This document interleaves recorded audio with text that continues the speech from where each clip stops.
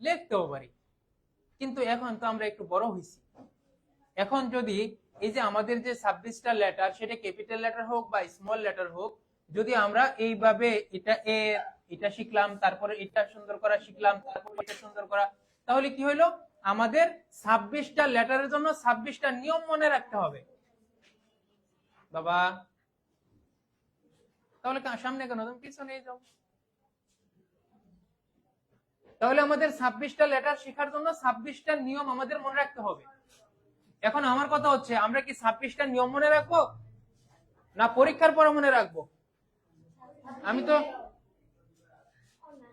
হ্যাঁ দুইটা, আমার পক্ষে তো দুইটা মনে রাখা দরকার আমি মনে করতেছি না, বা সম্ভব না। আমার পরীক্ষার পর আমার ইম্পর্টেন্ট। তাহলে আমি কখন হাতের লেখা শিখার ওইটার সূত্র মনে রাখবো, আবার পরীক্ষার পরেটাও মনে রাখবো? এটা তো আমাদের একটা সমস্যা। তাহলে আমি কোন নিয়ম মনে রাখতে রাজি না, ঠিক আছে? কারণ এটা আমার সারা জীবন লিখতে হবে। তাহলে আমি এই এতগুলো জিনিস মুখস্থ করার দরকার নেই। তাহলে কি আমরা একটা সহজ মাধ্যমে লেখাটাকে শিখতে চাই, যেটা এই কারণে আমি একটা কথা বলছিলাম যে হাতের লেখা সুন্দর করার চেয়ে সহজ পৃথিবীতে আর কিছুই নাই।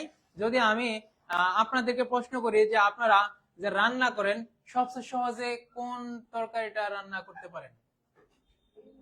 ডিম ভাজি। আমি এইটাই জানতাম। আলু ভর্তার মধ্যে অনেক সময় লাগে, আলু ভর্তা একটু সময়ের ব্যাপার আছে, কিন্তু ডিম ভাজিটা খুব ইজি, অল্প সময় হয়। এখন ডিম ভাজিটা যেরকম সহজ, এই হাতের লেখা সুন্দর করা ঠিক ততটুকু সহজ। তা আমি একটু দেখেন আপনাদের, আমি যে কথাটা বলছি আমার কথাটা কি ফেলাই দেওয়ার যায় কিনা, এটা একটু আপনারা আপনাদের জায়গা থেকে দেখবেন যারা বুঝেন। তো আমি এইখান থেকে একটা সরল রেখা দিলাম, এখন আমি ধরে নিলাম এটা ক্যাপিটাল লেটার আই। তো এইখানে একটা কনফিউশন কি, আমরা আই লেখার পরে উপর আর নিচে দাগ দিই। কেন দাগ দেই? যদি এটার একটা সবচেয়ে বড় সমস্যা হয়েছে মানসিক সমস্যা, যদি দাগ না দেই তাহলে যদি স্যার এটাকে এল করে কি, ঠিক আছে না? আচ্ছা, যদি এটা এল পরে স্যারে, তাহলে আমি একটা ওয়ার্ড লিখি, আপনারা এটাকে দেখে উচ্চারণ করেন। এটা কি? এটা ইসলাম। কেমনে? যদি এটা আই হয় তাহলে এটাও তো আই। হ্যাঁ হ্যাঁ, লাসলাম কিভাবে হবে? এল এর পর কে আছে? এটা যদি আই হয় তাহলে এটাও তো আই, কারণ চেহারার কোনো পরিবর্তন আছে নাই। তাহলে আমরা কেন দেই? এখন কথা হচ্ছে, আমি আপনাদেরকে একটু করব, আপনারা কি কখনো এইভাবে এ লিখছেন বা লেখেন?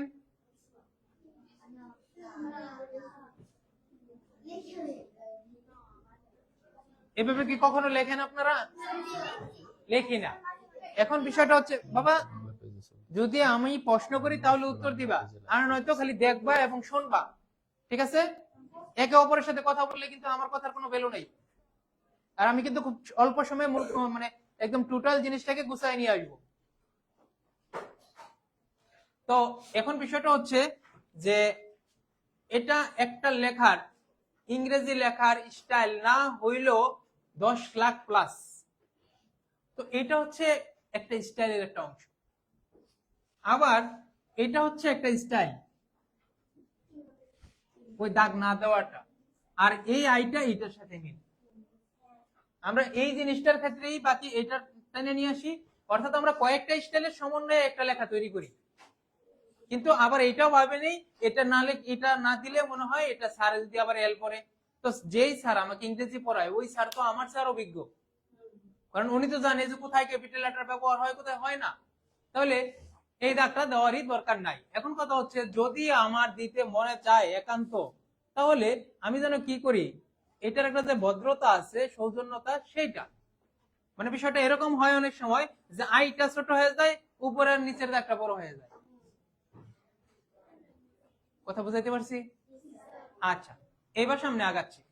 এখন এই যে একটা আই লিখছিলাম, এই আই থেকে এই দাগ থেকে এই দাগ যেই পরিমাণ দূরত্ব, ঠিক এই রকম দূরে আমি আরেকটা আই লিখবো, তারপরে মাঝের দাগটা দিয়ে দিলাম, তাহলে কি হয়ে গেল? এইচ হয়ে গেল। আমি আবার একটা আই লিখলাম, কলমটা না উঠায়া আমি এই যে এই সমপরিমাণ জায়গা দখল করো, তাহলে এটা বাদ দিয়ে দিলাম, তাহলে কি হয়ে গেল? এল হয়ে গেল। আমি আবার একটা এল লিখলাম, তারপরে মাঝখানেরটা এতটুকু রাখলাম, উপরেরটা এতটুকু রাখলাম, তাহলে কি হয়ে গেল? ই হয়ে গেল না? দেখো তো আমরা এটা করি না? ই লেখার ক্ষেত্রে এটা দিয়ে আগে, তারপরে এটা, তারপরে এটা, তারপরে এটা। তো এখন আমরা কি করলাম? প্রথমে একটা এল লিখলাম, তারপরে মাঝখানেরটা দিলাম, তারপরে উপরেরটা। তাহলে লাভ কোনটা? এইটা না আগেরটা যেটা দাও? তাহলে কি, যেহেতু কলমটা নিচে আসছে, আমি তাহলে একবারে এলটা আমার হয়ে গেল কলমটা না উঠায়া, তারপরে মাঝেরটা, তারপরে উপরেরটা। বুঝতে পারছি? তাহলে এই যে এই প্রথমে কিন্তু তুমি এই জিনিসটা জানলা। কি ঠিক বলছি না? এখন তোমার আম্মু বলছে কি যে বাবা তুমি নিচে যাও, তুমি হাফ কেজি ডাউল নিয়ে এসো আর তোমার জন্য একটা চিপস নিয়ে এসো। এখন তুমি কি হাফ কেজি ডাউল বাসায় নিয়ে রাইখা পরে আবার আইসা চিপস নিবা, না দুইটা একবারে? তাহলে যেহেতু আমার কলমটা এখানে আসছে, তাহলে আমি এই দাগটা দিয়েই যাই, তাহলে কি কলমটা আর উঠাইতে হলো না। আচ্ছা, তারপরে আমি আবার একটা আই লিখবো, তারপরে প্রথমে উপরে দিব ওই সমপরিমাণ, আবার মাঝখানেও সমপরিমাণ, তাহলে কি হয়ে গেল? এফ হয়ে গেল না? এদিকে কলমের না ক্যাপ লাগাইতে বলছি, তাহলে কিন্তু আমি স্টপ দিয়ে দিব, কথা বলবো না।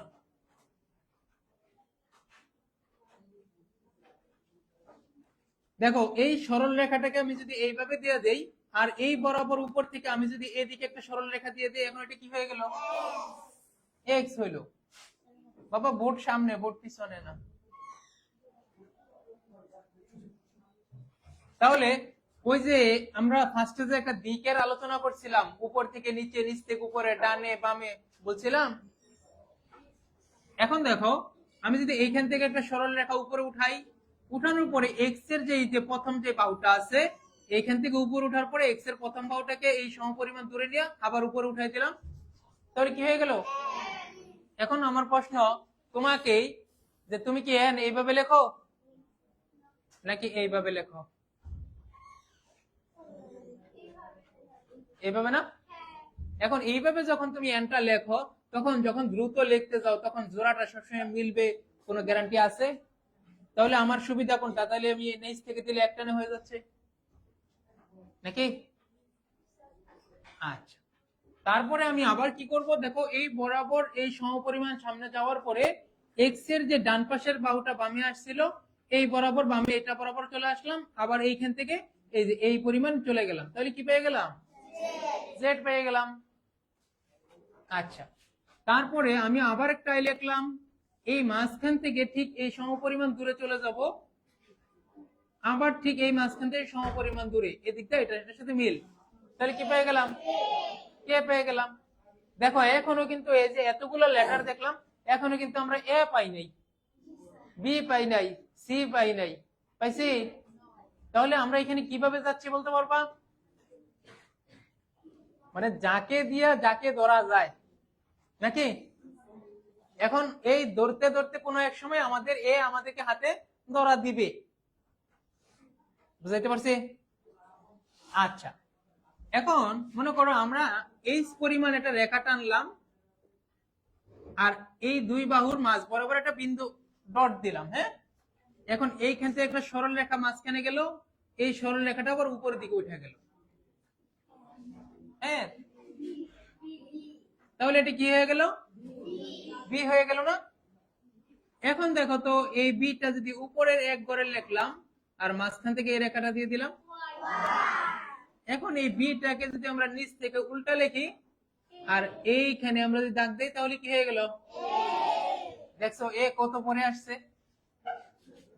তাহলে আমরা এখন যেটা শিখতেছি বা দেখতেছি, এটা হচ্ছে একটা সহজ সিস্টেম, যে আমরা নিয়ম মনে রাখার কোনো দরকার নাই, আমরা দুইটা লেটার থেকে সম্পূর্ণ ইংরেজি আমাদের হাতে চলে আসবে। দুইটা লেটারের মধ্যে একটা কি, একটা সরল রেখা, একটা সূত্র। অর্থাৎ তুমি যদি একটা সরল রেখা এবং একটা সার্কেল, গোল, এই দুইটা জিনিস যদি পারো, তাহলে বাংলা, ইংরেজি, আরবি, উর্দু, ফার্সি যে কোনো ভাষা এই দুইটা রেখার ভিতরেই, এর বাইরে কিচ্ছু নাই, একেবারেই কিছু নাই। দেখো তো এই সরল রেখাতে এই পর্যন্ত এইগুলো বার করলাম না, কথা বলো। তো এই যে এতগুলা দেখে ফেলাইছি, এই সরল রেখাকে এখনো মিসগাইড করতে পারি নাই। আর এই যে সার্কেল, তো এতটুকু কি বুঝতে পারছো যে আমরা একটা থেকে আরেকটা যে পাইতেছি, আবার এরকম কিছু পাইছি যেটা আমরা ঠিকই লিখি, কিন্তু সেখানে কি এর চেয়ে আরো টিপস হিসাবে কিছু এক্সট্রা কিছু আমি দিলাম, যেরকম কি ই এর ক্ষেত্রে নিচে টাগে দিয়ে নিছি, তাই না? আচ্ছা, এবার একটু এই সার্কেল থেকে আমরা কিছু একটু দেখি। হ্যাঁ,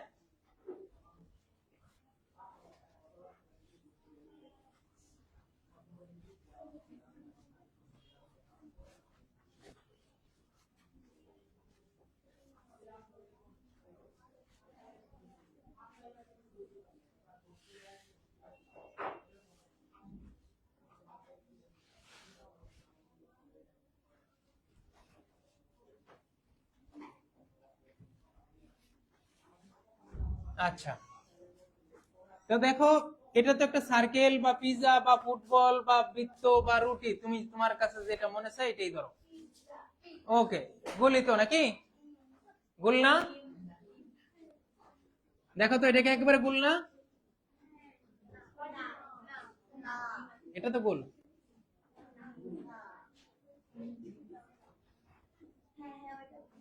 বুঝছে?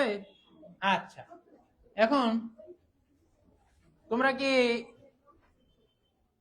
ওই যে একটা পিঠা আছে না, নকশি পিঠা বলে, দাঁত কাটে যে, দাঁত কাটা থাকে না? হ্যাঁ হ্যাঁ, খেজুরের কাটা দিয়ে, গুড। তাহলে মনে করো এটা একটা পিঠা, রুটিটা বানানোর পরে তো পিঠা বানায়, তারপরে তো দাঁত কাটে নাকি? তো এখন মনে করো দাঁতটা কাটার পরে বিষয়টা এরকম হইলো।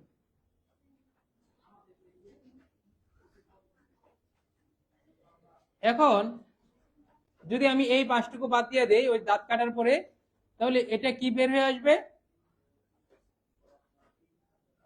ও বের হয়ে আসবে না?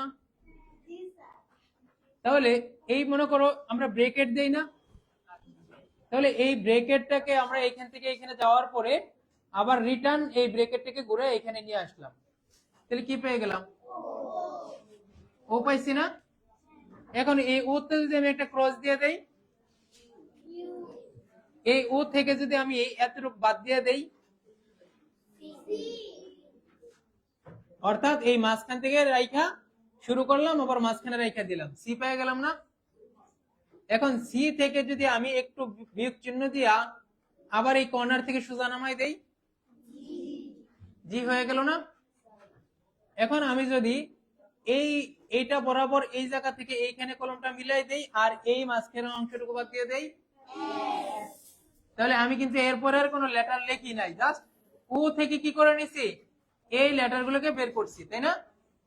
তাহলে কি করলাম দেখো, এই মাঝখান থেকে আমি আবার ব্রেকেট মনে করে নিচ থেকে এইখানে আমার উঠাইলাম, সি পাইছি, আমি আবার এই সিটা লিখলাম, সি লেখার পরে এইখান থেকে নামাই দিলাম, জি পাইলাম, আবার আমি এইখান থেকে সি এর মতো করে এই মাঝখানে আসবো, এই মাঝখান থেকে নিচের ঘরে এটা বরাবর ডানে যাব, আবার ব্রেকেট দিয়ে নিচের দাগটা দিয়ে এই মাঝখানে উঠাই দিলাম, এস পাইছি, তাই তো? আচ্ছা, হ্যাঁ, কেউ তো ওই যে সেটা তো হয়ে আসছিল, যার কারণে ওই সি যে এত আলাদা, এই কারণে আমি আবার সি থেকে দেখাইছি। হ্যাঁ,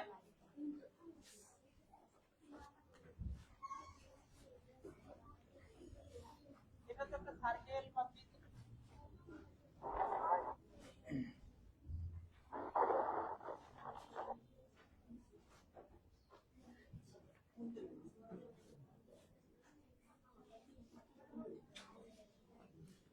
তাহলে দেখো তো এটা তো একটা ও, তাই না? এখন আমি যে এইখান থেকে এই এতটুকু পর্যন্ত রাখলাম, এই অংশটা বাদ দিয়ে দিই, তাহলে এদিক থেকে দেখলে এটা পি এর মতো দেখা যায় না? এদিকে দাঁড়াইলে এটা পি দেখা যায় না? তাহলে আমি এইখান থেকে একটা লাস্ট চান্স,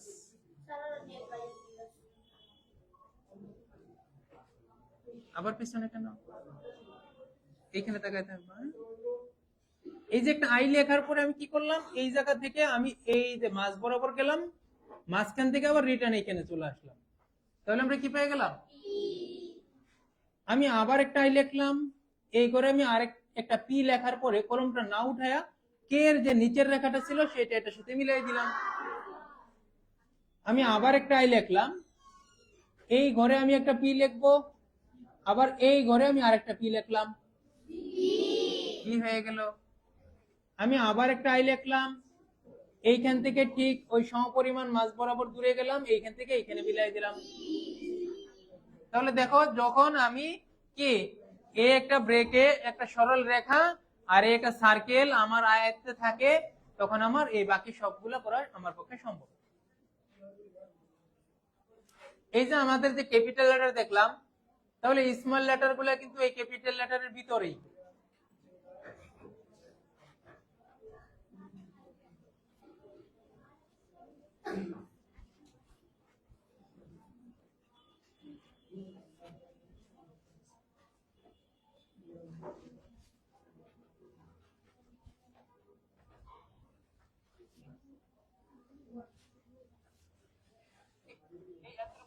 স্মল লেটার যে ক্যাপিটাল লেটারের ভিতরে, সেটা দেখাবো? তাহলে মনোযোগ দিয়ে দেখতে হবে, আর আমি দেখাবো না। বলছি না, চোখ থাকতে হবে বোর্ডে, যে আমি আমার ভুল ধরতে হবে। কি আমি কিন্তু ভুল করব, আমার ভুল ধরতে হবে। এই যে স্যার, কে কথা কয়? আমি কথা বলি, আমার থেকে আমার সাথে কথা বলবো, ঠিক আছে? আমার ভুল ধরতে হবে। এখন আমি কিন্তু ভুল করব, এবং আমি জিজ্ঞাসা করব এমন কাউকে, যে যাকে দেখতেছি যে আমার এটার দিকে খেয়াল করে নাই, আমি তাকে প্রশ্ন করব যে এটা কেন হয় নাই বলো। মনে করো এটা ছিল আমাদের ক্যাপিটাল লেটারের সি। এখন তোমরা মনে করো যে তোমার আব্বু তোমার আম্মুর জন্য একটা 3 পিস নিয়ে আসছে। এখন তুমি তোমার আম্মুর 3 পিস দেখা বলতেছো যে আম্মু আমার এরকম একটা 3 পিস আমার খুব শখ, 3 পিস পরবো। এখন তোমার আম্মুর 3 পিস কি তোমাদের গায়ে লাগবে? তো 3 পিস তো মনে করো দুইটা হাতা থাকে, একটা বডি থাকে, ঠিক না? এখন তোমার আব্বু তোমার জন্য আবার একটা 3 পিস নিয়ে আসবে। এখন মনে করো স্মল লেটার সিটা তো মাঝের করে হয়, তাহলে আমরা কি করলাম, এই জায়গা থেকে একদম ওই যে এই, এখন দেখো তো এই বরাবর টান দিলে দুইটা হাতা বডি পাইছি, এর মানে এটা তোমার 3 পিস। কি চেহারা একই রকম না? বুঝাইতে পারছি বিষয়টা? তাহলে কি পেয়ে গেলাম? আর তোমরা মনে করবা তোমার আব্বু একটা পাঞ্জাবি আনছে, পাঞ্জাবিতে দুইটা হাতা থাকে, একটা বডি থাকে, তাহলে তোমার পাঞ্জাবি এর জন্য এটা, এই যে হাতা বডি পাইছো, ঠিক আছে? এবার আমারটা কি খুশি রে, পাঞ্জাবি পাইছি। আচ্ছা দেখো এদিকে,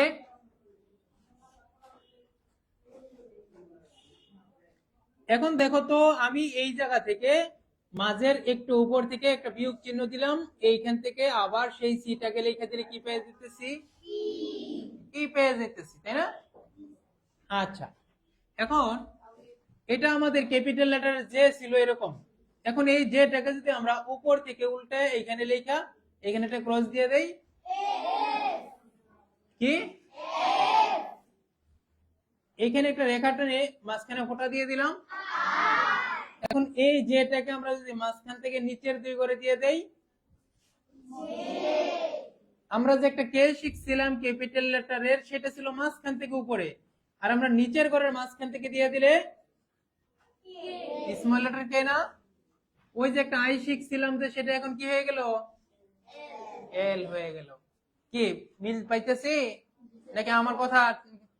আমি কিন্তু বলছি আমার লেখার ভুল ধরতে হবে, তাহলে আমি কি ভুল লিখলাম না সঠিক মনে হচ্ছে? সঠিক। তাহলে এখানে আমি তোমাদেরকে যে মেসেজটা দিতে চাচ্ছি সেটা হচ্ছে যে আমরা ওই যে গতানুগতিক এ, তারপরে এ সুন্দর করলাম, তারপরে বি সুন্দর করব, তারপরে সি সুন্দর করব, এইভাবে করলে আমার দিন মাস সপ্তাহ বছর পার হয়ে যাব, এবং অলরেডি পার হয়েও যাইতেছে, কিন্তু সেভাবে আমরা সুন্দর করতে পারি নাই। কি ঠিক না বল? আচ্ছা, তোমাদের কিন্তু আমি আসার পরেই একটু বাংলা লেখাইছিলাম, তাই তো? আচ্ছা, আমি একটু এখন বাংলার দিকে যাব। যে তুমি সঠিক লেখছো না ভুল লেখছো এটা কিন্তু এখনই প্রমাণ পাইবা, কারণ এখন আর অস্বীকার করার কিছুই নাই, কারণ তুমি এটা লেখছো। তুমি তোমারটা দেখবা, আমি বোর্ডে তো সেটা লিখবই, তুমি দেখবা তোমার খাতার সাথে বোর্ডের কি আমারটা ভুল না তোমারটা ভুল। এখন এই যে একদম পরীক্ষিত, এতক্ষণ যে ইংরেজি বলছিলাম সেখানে কিন্তু বলছিলাম আমার ভুল ধরতে। এই ম্যাডাম কি আমি কি কিছু লিখতে বলছি? আমি না বললাম কলমের ক্যাপ লাগাইতে?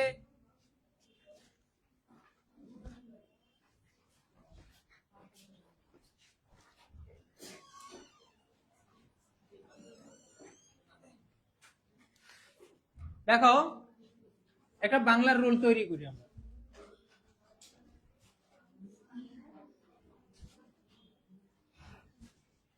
এখনো কিন্তু সেই আগের কথাই, একটা সরল রেখা আর কি এই বৃত্ত। এখন এই বৃত্তটাকে আমরা চারটা ভাগে ভাগ করি, পিজাকে চারটা ভাগে ভাগ করে না? আচ্ছা, তাহলে মনে করো এটা তোমার ভাগ, এটা তোমার ভাইয়ের ভাগ, এটা তোমার আব্বুর, এটা তোমার আম্মুর, কি চারটা ভাগ করলাম, ঠিক আছে? আচ্ছা, এখন আমাদের এই রুলটা যতটুকু পাস, লম্বা যতটুকু পাস, তোমরা কি আয়তক্ষেত্র বর্গক্ষেত্র বুঝো? আচ্ছা, তাহলে আমরা যেটা মনে করে থাকি যার চারটা বাহু সমান সেটাকে বলে বর্গক্ষেত্র বা চতুর্ভুজ, তাই না? আর যার বিপরীত বাহু সমান, আমি এইখানে কথা বলি এইটা বুঝো না, চোখ ওই দিকে জায়গা আবার কলমের দিকে দুষ্টামি করো, তাহলে আমি কথা বলে লাভ কি?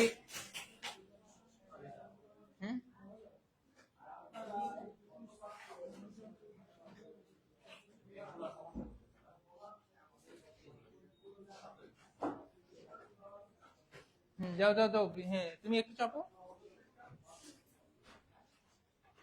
দেখো আমি শর্টকাটে শেষ করব, আর 10 মিনিট সময় নিব আমি।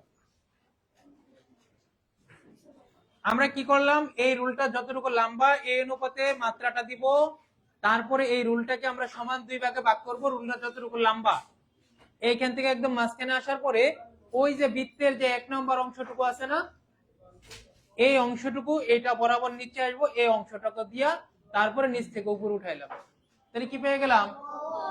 ব পেয়ে গেলাম। তাহলে ফোঁটা দিলে এখন এই অংশটাকে যদি আমি এইখান থেকে দিয়ে আবার মাঝখানে বামে নিয়ে আসি, ক, এই বটা যদি আমি আবার লিখি আর এই মাঝখান থেকে এই অংশটুকু দিয়ে আকার পরিমাণ সামনে গিয়ে আবার উঠাই দেই ঝ। এখন ওই যে মাত্রা ছাড়া যদি এই বটা আমি আবার লিখি, কলমটা না উঠায়া এই মাঝখানে আসার পরে এই জায়গা থেকে আলাদা হয়ে আবার ডান দিকে গিয়ে গুল বানিয়ে দিয়ে অর্ধমাত্রা দিয়ে দেই দ। আচ্ছা, তারপরে এই রুলটা যতটুকু লম্বা, এই রুলটা যতটুকু লম্বা তার মাঝখানে আসলাম, আবার এটা যতটুকু লম্বা তার অর্ধেক উপরের দিকে চিকন ভাবে উঠলাম, আর এই জায়গা থেকে ওই যে বৃত্তর যে অংশটুকু আছে সেটাকে দিয়ে দিলাম, তাহলে কি হয়ে গেল? ওটা দিলে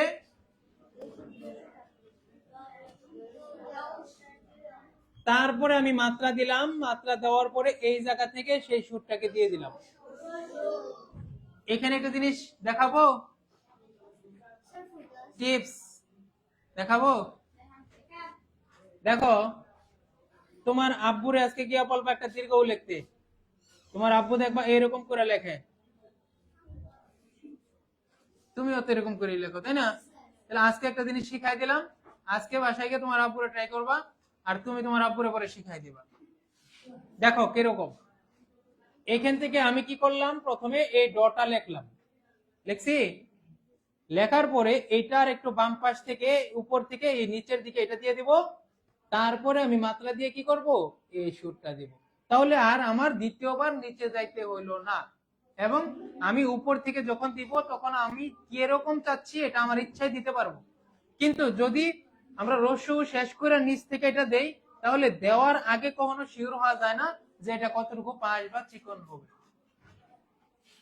এবং আরেকটা বড় বিষয় হচ্ছে যে যদি আমার সুবিধা থাকতো, এটা যদি আমার নিজের অনুকূলে থাকতো, তাহলে আমি একবার কি আরো দুইবার নিচে নামতে রাজি। কিন্তু এটা যে কিরকম মানে এক হলো উপরটা শেষ করে নিচে দিতেছি, আবার হচ্ছে ভুলও করতেছি, মানে কি কারেক্ট হচ্ছে না। বুঝাইতে পারছি? তাহলে আমরা কি করব, আমরা এইখান থেকে এই ডটা লিখলাম, এইখান থেকে এই বরাবর থেকে নিচে দিকে দিব, আর এইখান থেকে সেই সূত্রটা দিব। ক্লিয়ার? আচ্ছা, তারপরে আমি শুধু এখন কয়েকটা কঠিন বর্ণ খালি অনুশীলন দেখাচ্ছি, যেগুলো তোমরা ভুল করছো এতক্ষণ। হ্যাঁ, এখন আমি এইখানে এই ডটা লিখলাম, লেখার পরে এইখান থেকে বর্গীয় জোড়া কি হইলো? ডটা কিন্তু সুন্দর হয়েছিল, বর্গীয় জোড়া হয়েছে। তাহলে কি করলে বর্গীয় জোড়া সুন্দর হবে? ঠিক আছে না? দেখো, এই বর্গীয় জোড় না পারার কারণে তুমি এতগুলা ভুল আজকে করছো।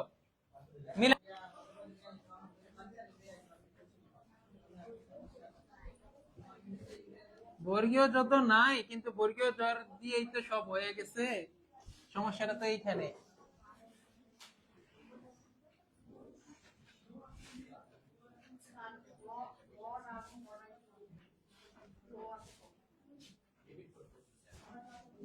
আমি এই ফাংশনটা শেষ করি, তারপরে আপনাদের যে কোনো প্রশ্নের উত্তর অবশ্যই দিব। হ্যাঁ,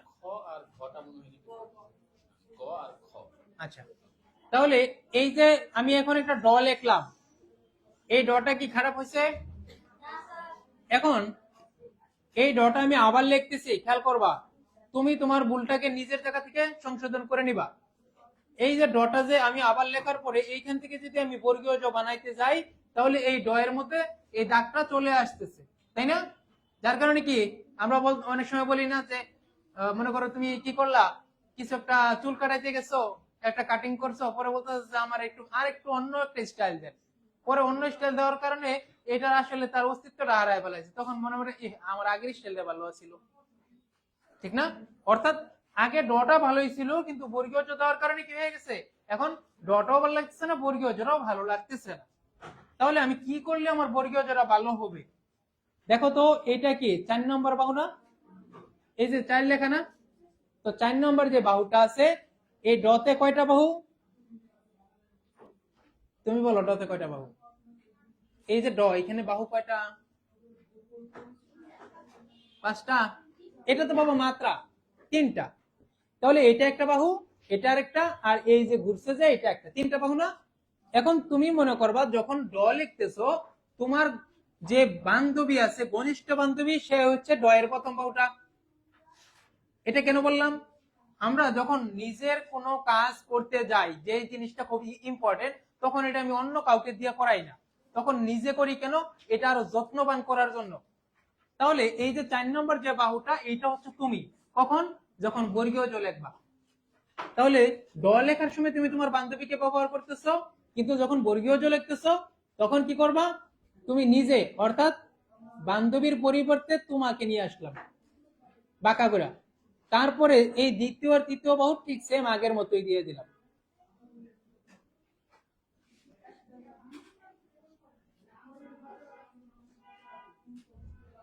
এখন দেখো, সোজা একদম মাঝখানে আসলাম। এখন কিন্তু বর্গীয় জ লেখার সময় কি হয় নাই? এই বুড়ি, এখন কি লাগছে? দেখো, আমি এইবার পরিষ্কার করে লিখি।